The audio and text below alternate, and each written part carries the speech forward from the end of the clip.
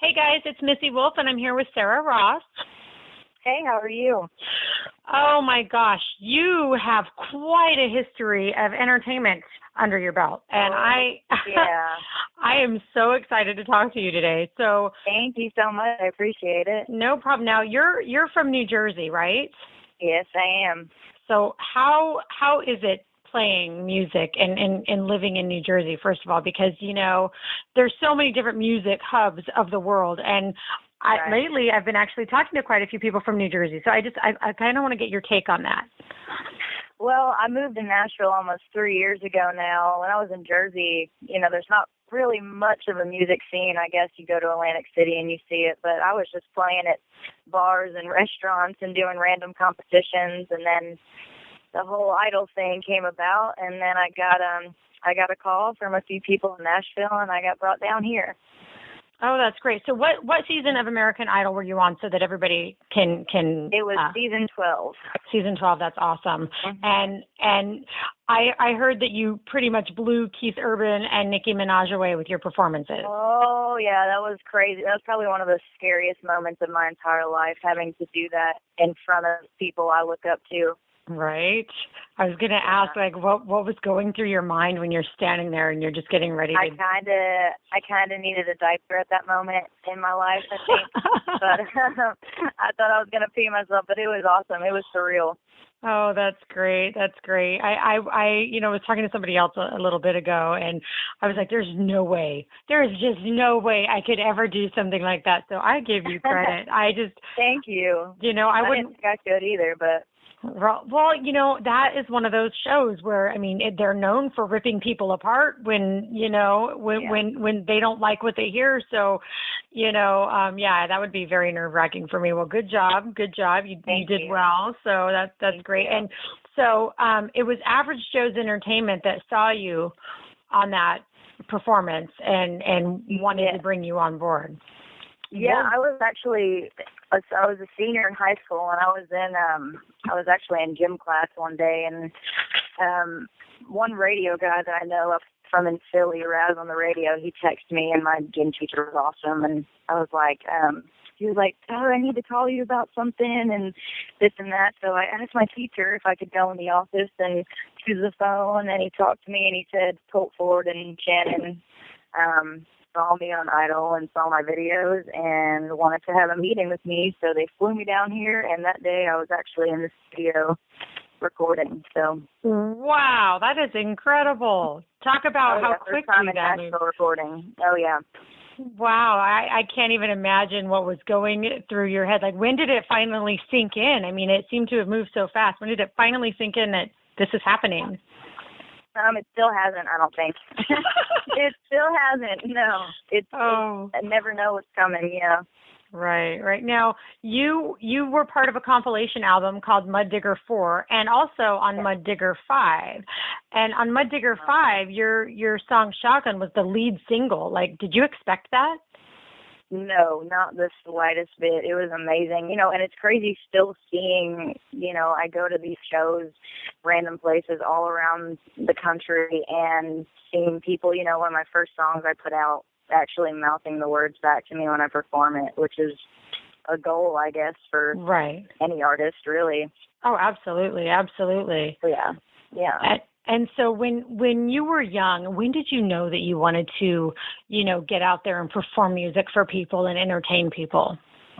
Well, when I was 15, actually, I just started singing around the house, and I was too embarrassed to ever sing in front of anybody, let alone I wouldn't even want to sing in front of my parents. And my mom, actually, when I turned 16, she was like, let me get you voice lessons for your birthday and this and that. And at first I turned it down, but then I was like, you know what? All right.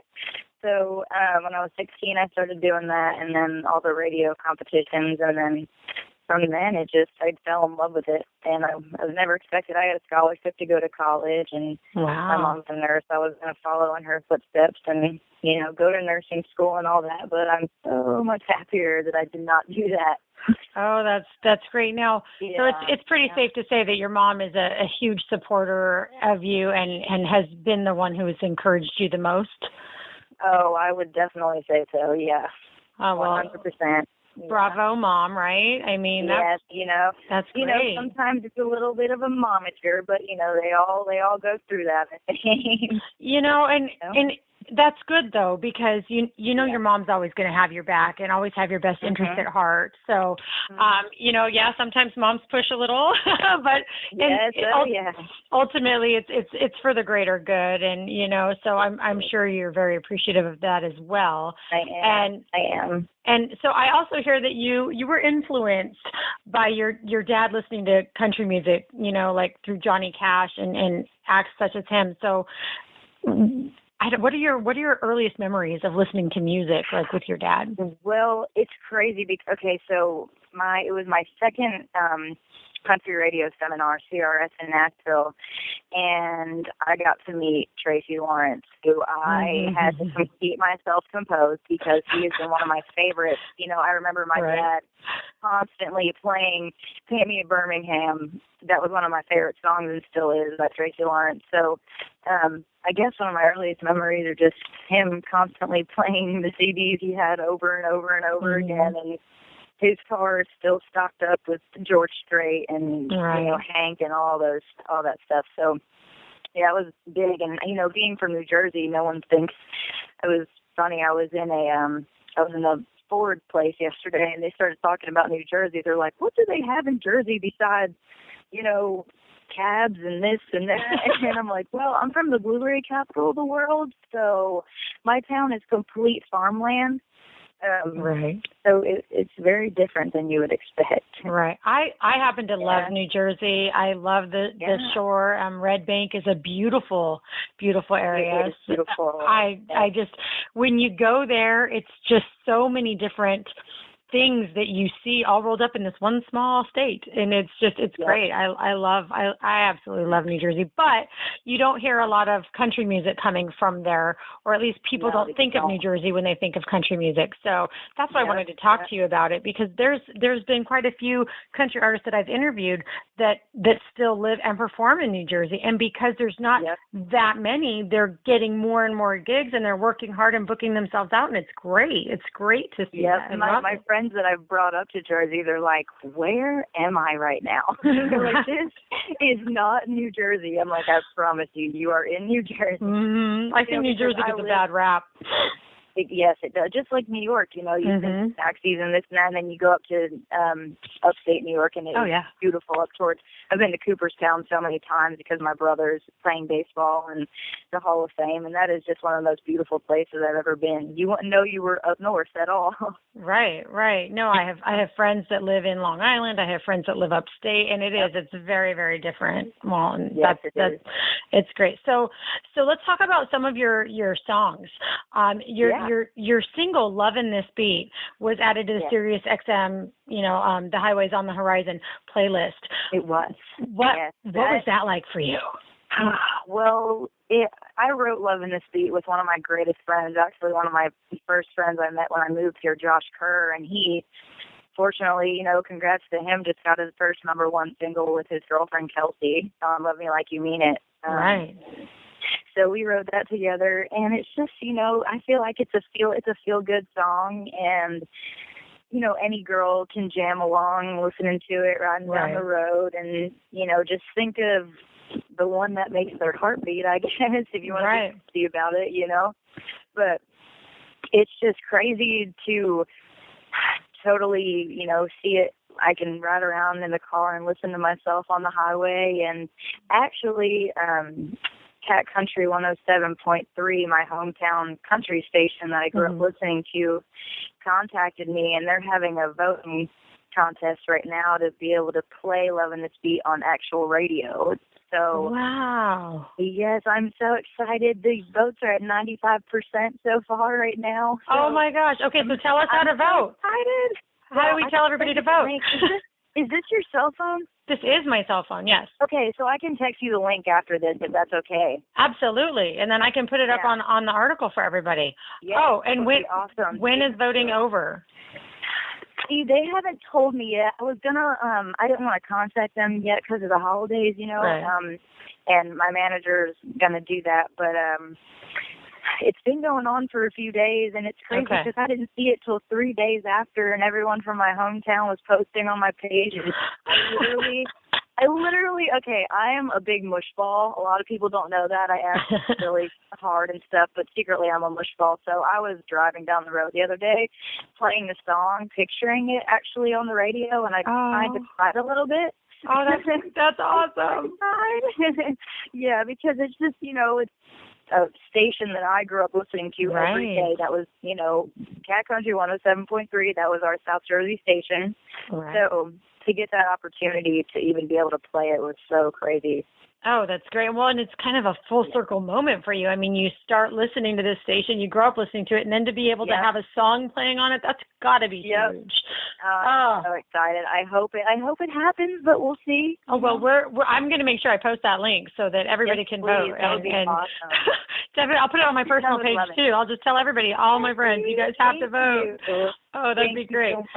So one of the things that I've come in contact with a lot lately is, YouTube is completely just taken off. People are becoming famous because of YouTube, all these YouTubers.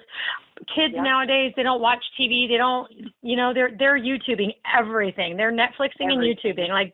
They do not watch TV anymore. When is YouTube, how many videos can YouTube actually hold is my question. Right, exactly. Because they just keep going and going. I know, and it's just this unlimited, variety of videos and tutorials and things. But so when you get 1 million views on YouTube of just one video, that blows my mind. What does that do to you? Because I'm just I have 25 subscribers to my page, okay? So me getting me getting 1 million views is just not going to happen right now. But I can't imagine what that feels like just on one video alone. Yeah, I think on Shotgun it's almost at 1 million views, which I know my whole page has over 1 million views, which is freaking crazy. But just my one video, I never thought I would get 100,000 views, let alone almost 1 million. It just shows that you give people your product that you believe in, and they give the feedback, and it takes off, and I hope I'm doing it right. I hope so. Well, I mean, it seems like you are so far. And the nice thing about social media that I've seen from so many artists, and many of them have talked to me about it, is that when you have social media and you're able to connect with your fans, they become even more loyal to you. And when you promote, then they promote. And it's just this big, huge chain reaction. And it's, to me, it's record labels are pretty much a thing of the past in my eyes, because there's so many independent artists, right? Yep. And, you're promoting yourself, and the fans are right along there with you, pushing for you. And, I mean, obviously, we're probably always going to have record labels, but it's not nearly what it was back in the 90s. And I know on my artist page, it comes up across the top. I was slacking for a minute. I had to get myself back into shape, but it usually tells me, this % of reply rates. And at one point, mine was up to 96%. And I was like, okay, because I feel like if you like what you said, if you interact more, they're more interested. Like tonight, me and my boyfriend, we fried a turkey for the first time. So we made all the brine and all that stuff last night. And I'm so excited. I'm going to post a picture of how to do kind of thing. Maybe. I've never done it before. So, just different things that are interesting. And well, and what that does too is it lets people into your life to see you as a person. You're a real person. You're not just a singer. Yep. So I think it's so important for people to actually connect to people these days. And we've had too many times where that's just not the case, and people get disconnected. And so I think social media is a great, great, great way for you to be able to do that. And I'm so glad your response rate is what it is. That's great. I love Facebook. They put out those funny little tools all the time, and little things that just actually amuse me most of the time. I'm like, really? 96% I respond within 10 minutes? Like, okay. Like, it's just funny how they calculate everything. But, well, this is great. And I know, with Thanksgiving being tomorrow, thank you so much for taking the time today to talk to us. And I'm sorry about yesterday. It was, oh my goodness. Oh, no. All over the place. No worries. Sometimes things happen, schedules happen. It's not a big deal. So, but no, thank you so much for taking the time to talk with us. And I appreciate it. Oh, no problem. And definitely send me that link so we can get that posted for everybody to vote on for you and get you on radio. That's Thank huge. you so much. We're going to have to celebrate that one. I know, for real. Definitely. All right. Well, you take care. Have a wonderful Thanksgiving, and we'll talk to you soon. You. Happy Thanksgiving. Bye. Thanks. Bye-bye.